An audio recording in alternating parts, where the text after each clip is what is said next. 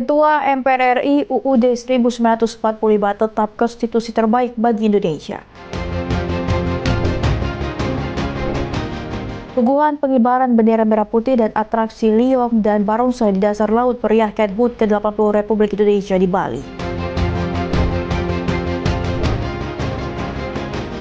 Resto klasik resep warisan Bung Karno. Halo, selamat malam pemirsa setia Berita Nasional TV. Senang sekali Berita Nasional Malam kembali hadir menyapa Anda. Selain 3 berita utama tadi, akan ada informasi lainnya dari dunia politik, ekonomi, hingga sosial sedang diperbincangkan. Tentunya bersama saya, Lydia Junita. Baik pemirsa, kita ke informasi utama. Ketua MPR RI Ahmad Muzani menegaskan Undang-Undang 1945 tetap menjadi konstitusi terbaik bagi Indonesia meskipun telah mengalami 4 kali amandemen. Hal ini disampaikan usai menghadiri peringatan Hari Konstitusi dan HUT ke-80 MPR RI di Kompleks Parlemen Senayan, Jakarta. Tanggal 18 Agustus ditetapkan sebagai Hari Konstitusi mengingat pada 1945 Undang-Undang Dasar resmi diterima sebagai konstitusi negara. Ketua MPR RI Ahmad Muzani menegaskan, konstitusi merupakan pedoman penting untuk menjamin kedaulatan dan keadilan sosial bagi seluruh rakyat. Muzani menyebut meski Undang-Undang 1945 telah mengalami 4 kali amandemen, konstitusi ini tetap yang terbaik untuk Indonesia. Ia mengingatkan setiap upaya perubahan harus dilakukan dengan sangat hati-hati dan melibatkan seluruh elemen bangsa. Undang-Undang Dasar 45 telah mengalami proses perubahan atau amandemen selama 4 kali sejak reformasi tahun 99, 2000, 2001, dan 2022. Karena itu seperti yang kami sampaikan dalam pidato tadi, meskipun MPR memiliki kewenangan untuk melakukan perubahan atau amandemen Undang-Undang Dasar. Dari Jakarta, Sanas Kairus Anggadagung, Berita Nasional TV. Informasi berikutnya, Ketua MPR RI Ahmad Muzani mengatakan pembacaan teks proklamasi pada upacara kemerdekaan 17 Agustus oleh Presiden Prabowo Subianto merupakan sesuatu yang berbeda di perayaan HUT ke-80 Republik Indonesia. Pasalnya, selama 20 tahun terakhir pembacaan teks proklamasi pada setiap peringatan HUT RI selalu dibacakan oleh Ketua DPR, MPR maupun Ketua DPD RI. Dalam rangka memperingati Hari Kemerdekaan Republik Indonesia ke-80 pada 17 Agustus 2025 lalu, Presiden Prabowo Subianto membacakan teks proklamasi dalam upacara Detik-Detik Proklamasi, di mana sebelumnya teks proklamasi dibacakan oleh Ketua DPR, Ketua MPR, ataupun Ketua DPD. Ketua MPR RI Ahmad Muzani menanggapi pembacaan teks proklamasi yang dibacakan oleh Presiden Prabowo Subianto. Menurutnya pembacaan teks proklamasi tetap berjalan hikmat. Ahmad Muzani juga memberikan apresiasi terhadap acara peringatan Hari Kemerdekaan Republik Indonesia. Menurutnya perayaan HUT ke-80 RI berjalan dengan baik, termasuk karnaval pada malam hari yakni parade truk yang menampilkan capaian kinerja dari berbagai kementerian dan lembaga di pemerintahan Presiden Prabowo Subianto. Ya karena ini adalah ulang tahun yang ke-80, maka memang tradisi itu berganti dan kita sudah diberitahu sebelumnya dan saya kira itu nggak ada masalah. Dari Jakarta, Natasha Alko, Ade Chandra, Berita Nasional TV.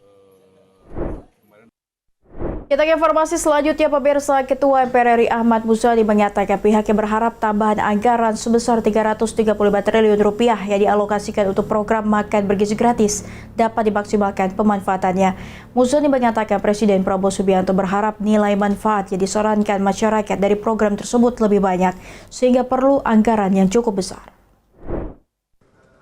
Pemerintah mengumumkan bahwa anggaran makan bergizi gratis atau MBG akan mengalami kenaikan sebesar 335 triliun pada tahun 2026 mendatang.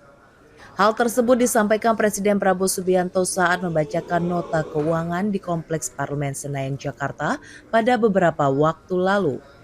Menanggapi kenaikan anggaran MBG tersebut, Ketua MPR Ahmad Muzani mengatakan hal itu dilakukan agar manfaat MBG dapat dirasakan dengan jumlah siswa yang banyak. Mujani berharap dengan adanya kenaikan anggaran ini Badan Gizi Nasional dapat bisa lebih maksimal agar MBG tetap tepat sasaran. Itu yang meningkat, Pak. Memang yang harapan Presiden dan harapan kita semua pada penggunaan anggaran tahun depan, tahun 2026 ya, nilai manfaat yang dirasakan dari makan bergizi gratis itu jumlahnya lebih banyak orang, lebih banyak siswa yang bisa menikmati sesuai dengan. Dari Jakarta, Natasha Alko, Ade Chandra, Berita Nasional TV. Pasca libur panjang dan cuti bersama Hari Kemerdekaan, sejumlah ruas jalan di Jakarta kembali dilanda kemacetan. Tingginya volume kendaraan ditambah guyuran hujan ringan membuat arus lalu lintas tersendat.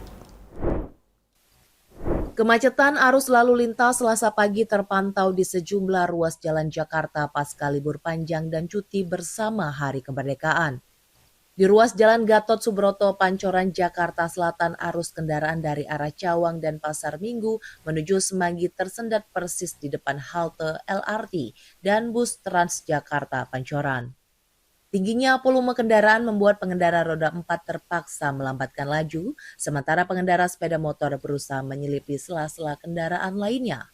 Tak hanya di jalan arteri, ruas jalan tol dalam kota dari arah Cawang menuju Semanggi juga dilanda kemacetan. Selain tingginya volume kendaraan, kemacetan terjadi akibat adanya antrean kendaraan di gerbang keluar tol yang berbatasan langsung dengan persimpangan Jalan Rasuna Said dan Jalan Kapten Pir Tendean, Mampang, Jakarta Selatan. Salah satu pengendara mengatakan arus lalu lintas pada macet ditambah hujan membuat kemacetan di semua titik. Bang, hari pertama habis liburan, jalanan gimana, Bang? Ya, lumayan macet karena hujan dari kemarin. Hujan dari kemarin, Pak ya? Iya, semua dari Pondok Cabe. Dari Pondok Cabe ke arah sini macet, Pak ya? Biasanya berapa menit, Pak, nempuh, Pak? 4-5 menit, tapi ini udah jaman. 1 jaman ya, Pak. Kemacetan arus lalu lintas juga terpantau di Jalan Layang Non-Tol Pangeran Antasari dari arah Cepete Selatan menuju Blok M. Meski sudah diterapkan sistem satu arah atau one way, namun upaya ini tak mampu mengatasi kemacetan yang terjadi. Kemacetan serupa juga terjadi di Jalan Walter Mongonsidi dari arah Pancoran menuju Blok M yang diperparah oleh hujan ringan yang mengguyur Jakarta sejak dini hari tadi. Dari Jakarta Selatan, Tim Liputan Berita Nasional TV. Pemirsa, aksi pilot jet tempur F-16 yang melakukan atraksi saat perayaan Hari Kemerdekaan di Istana Merdeka menuai pujian dari berbagai kalangan. Salah satunya Ketua Umum Partai Hanura, Osman Sabtaodang atau Oso, memuji aksi pilot jet tempur F-16 di udara. Menilai perayaan HUT ke-80 RI di Istana Merdeka saat meriah dan tersusun dengan rapi, baik atraksi di udara maupun pertunjukan di lapangan Istana Merdeka. Salah satu acara meriahkan perayaan hari ulang tahun ke-80 kemerdekaan Indonesia di Istana Merdeka adalah atraksi jet tempur F-16. Kemampuan sang pilot membetot perhatian. Ketua Umum Partai Hanura, Usman Sabtaodang, memuji aksi pilot jet tempur F-16. Menurut Usman, kemampuan pilot sungguh luar biasa dan sudah terlatih. Hal tersebut disampaikan Usman Sabtaodang saat menghadiri acara silaturahmi Hari Kemerdekaan Indonesia, sekaligus merayakan hari ulang tahunnya pada 18 Agustus 2025. Dalam kesempatan ini, hadir sejumlah pejabat negara, diantaranya Ketua DPR RI Puan Maharani, Menteri Koordinator Bidang Pangan Zulkifli Hasan, Menteri Koordinator Bidang Hukum, Hak Asasi Manusia, Imigrasi, dan Pemasyarakatan Indonesia Yusril Ihza Mahendra, mantan Ketua PBNU Kiai Haji Said Akil Siraj, Menteri Hukum Supratman Andi, Gubernur Jakarta Pramono Anung. Kemarin di sana itu lihat 17 itu luar biasa meriahnya ya. Baik dari atas udara luar biasa. Itu pasukan udara kita begitu hebat sekarang. Dan ngeri ya. Kalau saya terusan kalau suruh bawa pesawat itu mati saya. Ya, ngeri. Tapi begitulah hebatnya bangsa Indonesia, anak-anaknya, pilot-pilotnya sudah maju. Ya, sehingga menjadi perhatian yang sangat khusus. Puan Maharani mengucapkan selamat ulang tahun kepada Usman Sabtaodang atau biasa disapa Oso. Dan selalu bahagia, sehat, dan jaga kesehatan. Dari Jakarta, Tim Liputan Berita Nasional TV. Selamat malam. Pemirsa, jangan kemana-mana, sesaat lagi akan ada informasi suguhan pengibaran bendera merah putih dan atraksi Liong dan Barongsai di dasar laut meriahkan HUT ke-80 Republik Indonesia di Bali. Informasi selanjutnya sesaat lagi akan kami hadirkan untuk Anda.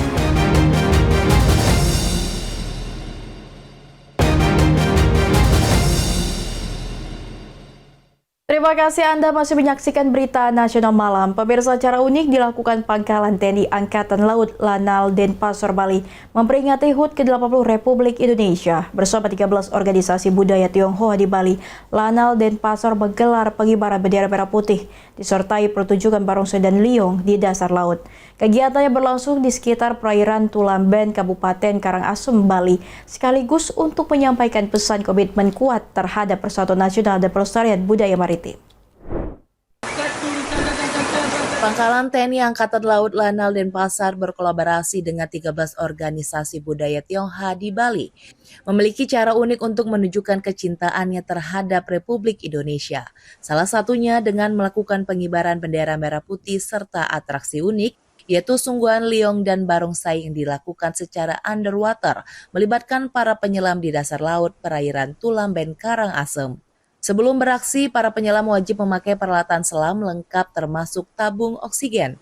Atraksi yang berlangsung di dasar laut dengan kedalaman sekitar 6 hingga 8 meter tentu bukan hal mudah, lantaran arus bawah laut Tulamben yang cukup besar.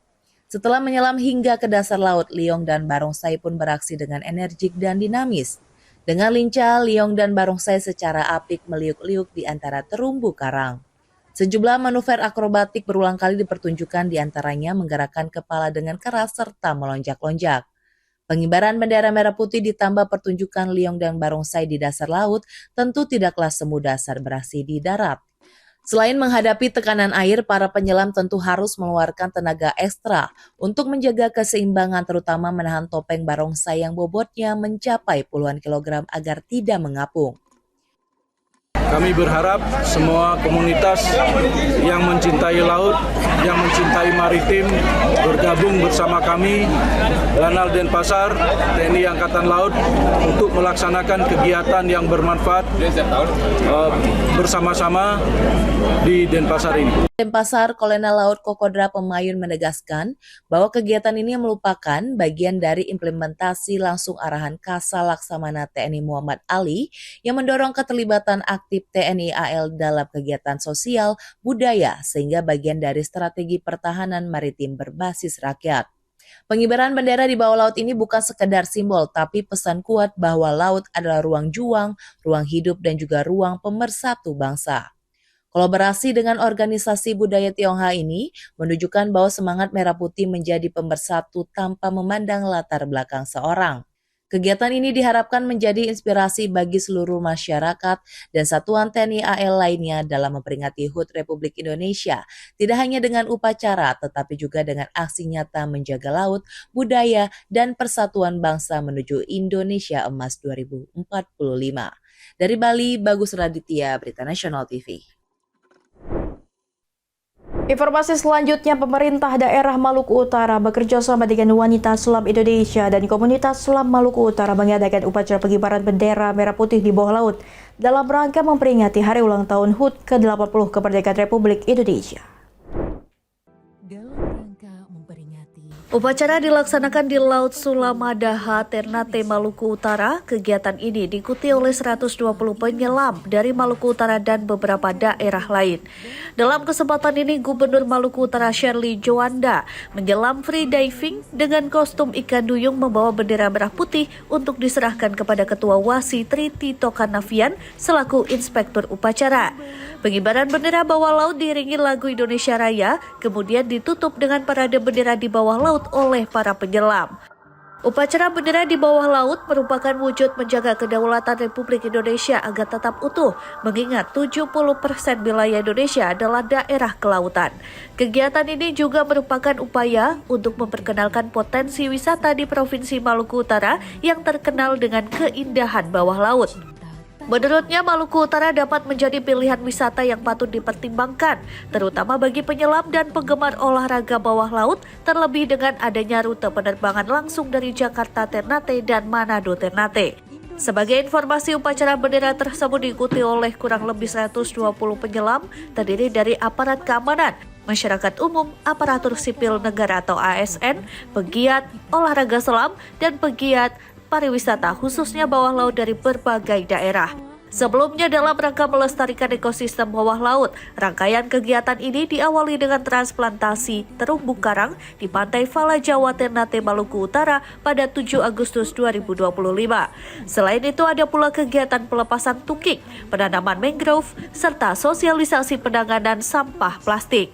Dari Ternate, Maluku, Tim Liputan Berita Nasional TV. Tim TKP 308 Polresta Bandar Lampung menangkap seorang anggota komplotan pelaku curanmor yang telah beraksi di 25 TKP. Pelaku diringkus petugas berbekal rekaman CCTV saat akan berangkat melakukan pencurian sepeda motor ke Pulau Jawa melalui pelabuhan Bakauheni. Berbekal rekaman kamera CCTV, tim TKP 308 Polresta Bandar Lampung berhasil menangkap satu anggota komplotan pelaku pencurian sepeda motor. Pelaku yakni berinisial RA, warga Kabupaten Lampung Timur yang mengaku telah beraksi di 25 TKP di wilayah hukum Polresta Bandar Lampung. Pelaku diringkus di Pelabuhan Bakauheni saat akan pergi ke Pulau Jawa untuk kembali melakukan aksi curanmor. Dari penggeledahan, pelaku ternyata membawa 13 anak kunci letter T yang biasa digunakan untuk merusak lubang kunci motor. Dalam melakukan curanmor, pelaku RA beraksi bersama rekannya berinisial D yang masih dalam pengejaran petugas. Komplotan ini biasanya menggondol sepeda motor yang terparkir di halaman rumah dengan gerbang terbuka. 25 kali pencurian dengan pemberatan khususnya terhadap kendaraan bermotor di wilayah hukum Polresta Bandar Lampung. Untuk mempertanggungjawabkan perbuatannya, tersangka RA akan dijerat dengan pasal 363 KUHP dengan ancaman hukuman pidana penjara paling lama 9 tahun. Dari Bandar Lampung, Immanuel Simorangkir, Berita Nasional TV. Baik pemirsa, Badan Narkotika Nasional Provinsi Lampung berhasil menggagalkan upaya pengiriman narkoba jenis sabu-sabu seberat 2 kg milik jaringan Malaysia. Dalam pengungkapan, petugas menangkap seorang supir truk yang bertugas mengirim sabu dari Sumatera Selatan menuju Lampung dengan upah Rp10 juta per kilogram. Sabar, bentar. Jangan lagi. Bentar. Hei. Sementara. Sini. Upaya pengiriman 2 kg sabu-sabu milik jaringan Malaysia berhasil digagalkan oleh BNN Provinsi Lampung pada Selasa 12 Agustus lalu. Pengagalan dilakukan di areal gerbang tol Natar Jalan Tol Lampung saat narkoba tersebut akan dikirim menggunakan truk. Dari penggeledahan, petugas menemukan 2 kg sabu di bawah bak truk yang telah dimodifikasi. Usai diperiksa, sopir berinisial SA yang merupakan residivis kasus narkoba mengaku bertugas membawa 5 kg sabu dari Sumatera Selatan menuju Lampung dengan upah Rp10 juta per kilogram. Sebanyak 3 kg sabu pun telah berhasil diantarkannya kepada seseorang di Kecamatan Natar. Tersangka atas nama B, inisial BM, menjadi umat di Malaysia dan dijanjikan upah Rp10 juta per kilogram. Atas perbuatannya, tersangka SA bakal dijerat dengan Undang-Undang Narkotika dan terancam hukuman pidana penjara seumur hidup atau hukuman mati. Dari Bandar Lampung, Immanuel Simorangkir, Berita Nasional TV. Seorang pria bernama Sarmanto usia 55 tahun diamankan warga dan petugas kepolisian di rumahnya yang beralamat di Jalan Empang Sari, RT 4 RW 7, Kecamatan Ciputat, Kota Tangerang Selatan, Banten. Pelaku diamankan lantaran terbukti telah melakukan pencabulan terhadap anak tirinya berinisial AH yang masih berusia 15 tahun. Warga Kampung Empang RT 004007 Kecamatan Ciputat, Kota Tangerang Selatan digegerkan adanya penangkapan seorang pria bernama Sarmanto usia 55 tahun lantaran telah terbukti melakukan pencabulan terhadap anak tirinya berinisial AH yang masih berusia 15 tahun. Penangkapan pelaku berawal dari ibu korban melapor kejadian tersebut ke Ketua RT. Selanjutnya, Ketua RT langsung melapor ke Polsek Ciputat dengan laporan tersebut. Petugas langsung mendatangi rumahnya yang sudah dikerumuni warga. Saat petugas tiba di rumahnya, pelaku langsung diamankan. Bahkan saat pelaku diamankan, puluhan warga sempat ingin menghakiminya. Namun petugas yang menjaga dapat meredam emosi warga. Polisi mengatakan dirinya membenarkan telah mengamankan seorang ayah yang mencabuli anak tirinya. Saat itu juga pihaknya langsung mendalami kasus tersebut. Saat pelaku dimintai keterangan mengakui bahwa dirinya telah melakukan pencabulan terhadap anak tirinya. Juga telah melakukan pencabulan terhadap anak tirinya. Saat itu juga kami langsung menindaklanjuti laporan tersebut untuk hadir di tengah-tengah masyarakat. Sementara itu, Polsek Ciputat sudah menyerahkan kasus pencabulan anak tiri tersebut ke unit PPA Satreskrim Polres Tangsel dan pelaku juga sudah dalam pemeriksaan lebih lanjut. Dari Tangerang Selatan, Muji Platu Mairisa, Berita Nasional TV. Pemirsa, jangan kemana-mana, kami akan kembali sesaat lagi usai jeda berikut ini.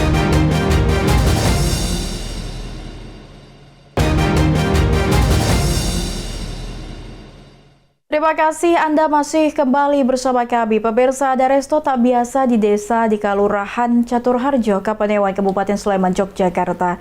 Di sini ada menu klasik dan resep warisan Presiden pertama Indonesia, Soekarno. Apa saja menu makanan tersaji sejak tahun 1960-an dan apa saja keistimewaannya?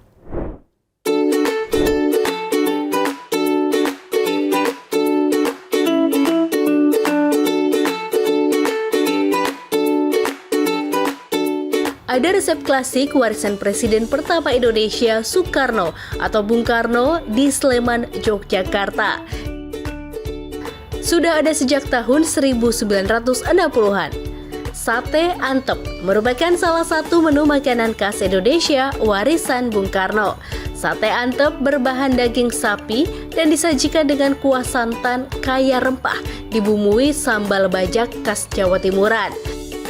Sate antep tanpa bumbu kacang maupun bumbu kecap. Cara memasaknya dipanggang di atas bara. Mengenali ini sate sapi, dilihat dari teksturnya. Lalu kemudian enggak seperti sate-sate bakar. Maaf batuk karena pakai sambal itu tambah nikmat. Sate antep merupakan salah satu dari 1.600 lebih resep terdapat dalam buku masakan Indonesia Mustika Rasa Warisan Bung Karno. Febri Indra Lesmana, pengelola resto, mengaku selama ini sudah membuat 200 lebih menu makanan dari buku masakan Indonesia Mustika Rasa. Masak antep namanya, dan kami ngambilnya dari buku resep Mustika Rasa. Mustika Rasa Bung Karno.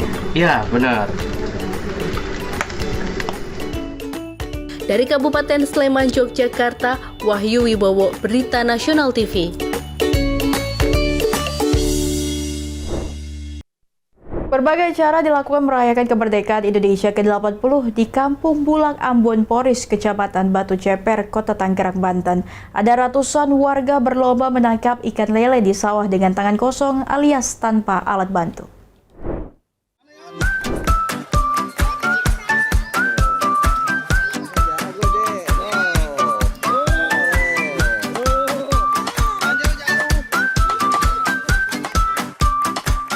Ada pemandangan tak biasa di Kampung Bulak Ambon Poris, Kecamatan Batu Ceper, Kota Tangerang, Banten.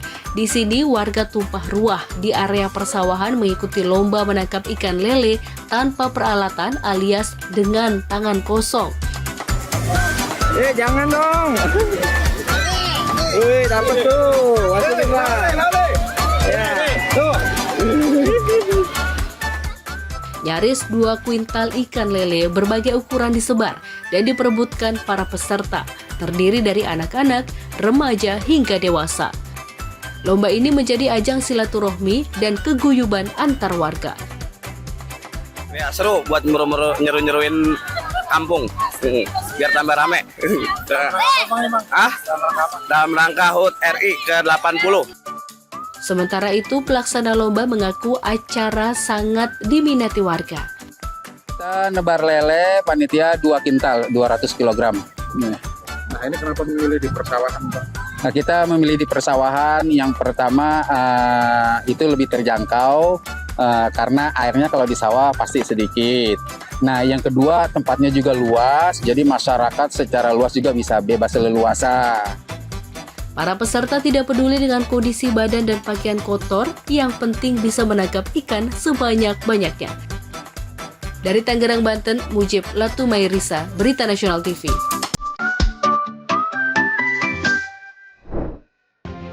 Pemirsa, demikian Berita Nasional Malam telah menemani Anda. Saya Lydia Junita beserta kru yang bertugas pamit undur diri. Selamat malam dan selamat beristirahat.